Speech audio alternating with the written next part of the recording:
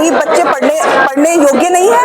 क्या कर रहे हैं? हम आवाज दे रहे हैं कि युवा, किसान, कानून व्यवस्था यहाँ पर नहीं है। स्कूल बंद कर रहे हैं, बेटियां स्कूल कैसे जाएंगी? सरकार में धर्म की राजनीति हो रही है, जाति की राजनीति हो रही है। आदाब दोस्तों, हमारा नाम है आजाद। हम प्रतापगढ़ की जमीन पर यहाँ से पदयात्रा निकल रही है आम आदमी पार्टी जो रोजगार और सामाजिक न्याय की बात कर रहे हैं। आइए हम जानने की कोशिश करते हैं कि इस पदयात्रा का महत्व क्या और किस आधार पर पदयात्रा अपने संकल्पों को लेकर के चल रही है। देखिए, हम माननीय सांसद संजीव सिंह जी के साथ इस पदयात्रा में हैं और ये पदयात्रा अयोध्या से लेकर प्रयागराज तक और सरयू से लेकर संगम तक की पदयात्रा है जो 200 किलोमीटर की है। ये सामाजिक न्याय दो और रोजगार दो यात्रा है।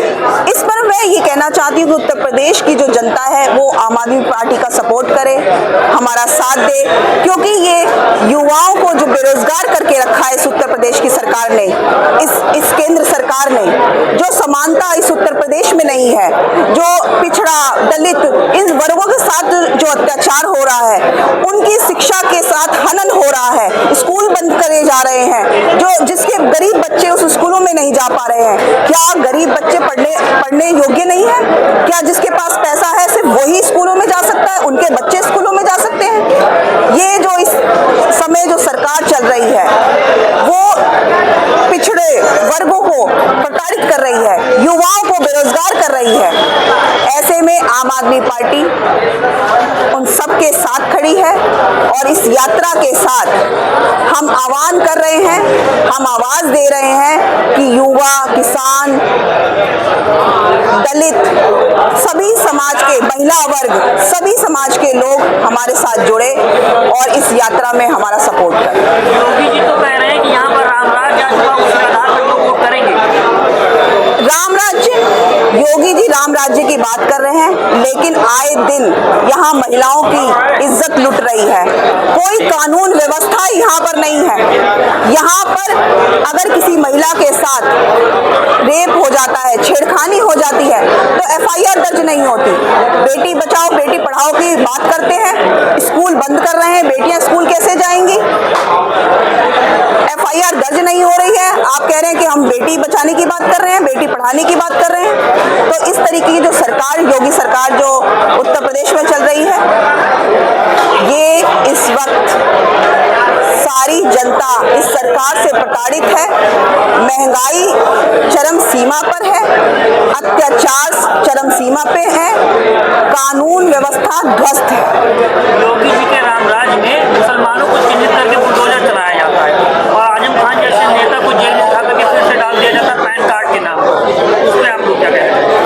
देखिए, इस सरकार में धर्म की राजनीति हो रही है, जाति की राजनीति हो रही है और जिस धर्म की राजनीति से भाजपा को फायदा हो रहा है वो उसी तरीके से काम कर रही है। अगर ये कहते हैं कि मुसलमान अत्याचार करते हैं, आतंकवादी होते हैं, तो आप सोचिए क्या दूसरे समाज के लोग क्या गलती नहीं करते? कभी भी धर्म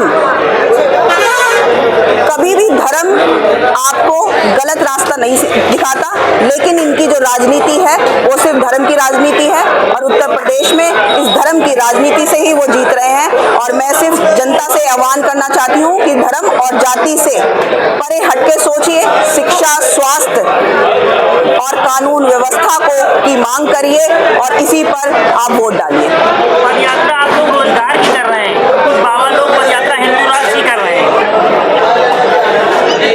अभी मैंने कहा कि धर्म की राजनीति से उत्तर प्रदेश में चरम सीमा पे है, क्योंकि योगी जी धर्म की राजनीति कर रहे हैं और कुछ लोगों के दुकानें खुल गई हैं, कुछ बाबाओं की दुकानें खुल गई हैं, वो भी यात्रा कर रहे हैं, वो भी अपना प्रचार कर रहे हैं ताकि अपना पाखंड फैला सके और जनता का बेवकूफ बना सके। मैं सिर्फ जनता से कहना चाहती हूँ कि बेवकूफ ना बने और सिर्फ शिक्षा, स्वास्थ्य, कानून व्यवस्था पर बात करे, अपने सरकार से उसी चीज की मांग करे और सारे मुद्दे अलग हैं। आपके बच्चों के, आपके युवा जो साथी हैं, जो आपका परिवार है, वो सबसे आगे।